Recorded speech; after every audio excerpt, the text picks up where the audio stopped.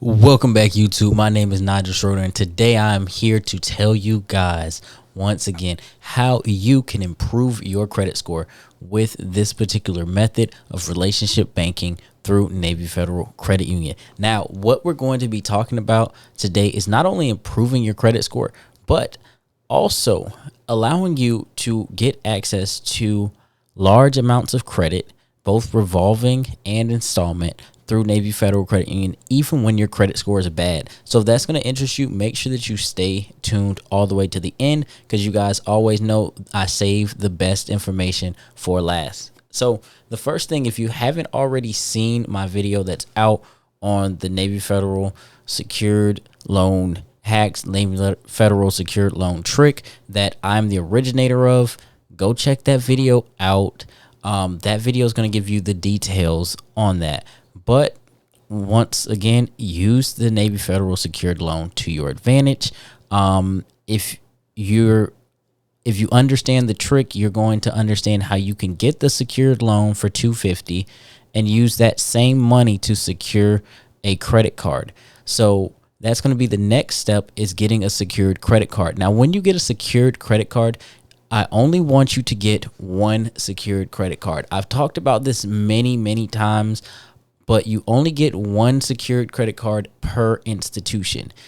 Okay, there's a lot of misinformation that goes around about secured credit cards through Navy Federal and being able to, do certain tricks and get your limit increased. That information is not definite, and it also isn't definite to when your card will unsecure. So being that you can get the one card and use these other tricks I'm going to give you to build your internal score with Navy Federal, as well as building your credit profile, you're going to only want to get one secured card, because you're going to get higher limits and access to more credit when your second and third card are unsecured from the beginning rather than secured cards. Now, the next thing, and this one may sound a little weird to some people. If you're familiar with relationship banking, then you're going to know what's coming. Direct deposit. If you have a job and you get a direct deposit, if you're a YouTuber, if you do some other type of social media influencing, you want to cash flow money through your account. You want to have your direct deposit coming through your account, especially because when those ACH payments and transfers come through, the banks love that. They love seeing consistent money flowing in and out of your bank account. When they see that consistent cash flow, the banks love that. And that's just one of those things that is going to allow them to lend you more money, because they can guarantee your income that you put on your application, or at least a portion of it, if it's coming to your bank account. So I just want you guys to think about that once again, that you can actually get yourself a guarantee on your income, which, if the bank already has your income verified because it's coming through that bank, they're going to lend to you more, because they're going to know that you're not lying on your application, that you're providing them with good information, or at least that they know that that amount of money that comes through that account that you put on your application, that at least that amount is guaranteed, even if some of it is going somewhere else. Because of course they can't see a complete picture of all your bank accounts, but they can only see what you have there. So if you have your direct deposit going to that bank or credit union, as well as you're putting money in that account, that is going to allow you to get those higher limits. Because remember that credit unions and banks can lend at a 10-to-1 ratio. So whatever money that you have deposited or put down into that account, it's going to allow them to choose who they want to lend to, but they can lend at a 10-to-1 ratio on that money. So if it's your money and they can see that you're financially literate and that you're maintaining your accounts properly, they're more likely to lend that money at a 10 times ratio back to you, of all people, because it is your money.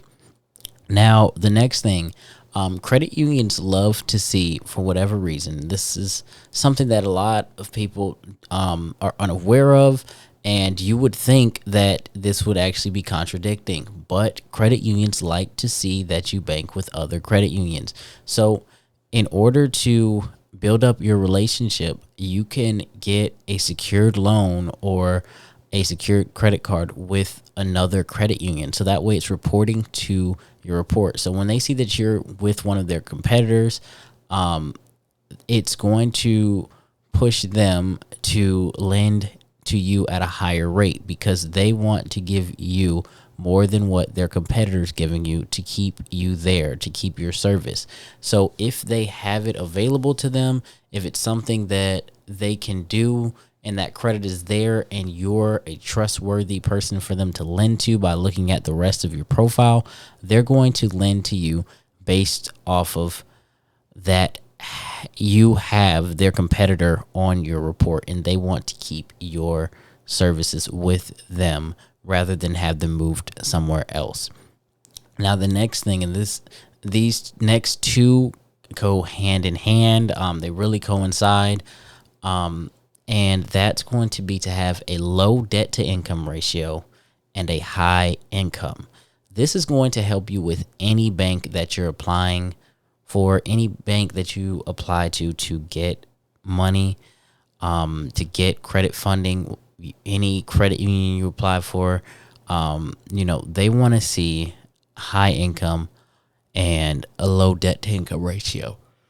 It's just common sense. The less money that you owe out, the more likely you are to have the ability to repay them. The more money that you're making, the more likely you are to have that ability to repay them. So by having that money coming in, they can see the cash flow. Like I said, with direct deposit, they can verify the cash flow, and then they can look at your report and see that you don't have a bunch of balances out, which is why I love that secured loan trick. By showing those paid loans and showing those low balances on your loans, it's going to let the banks know that you're a low risk and that they can lend to you. And I cannot even begin to tell you how much that's going to help in this process. A big trick to this is use your household income.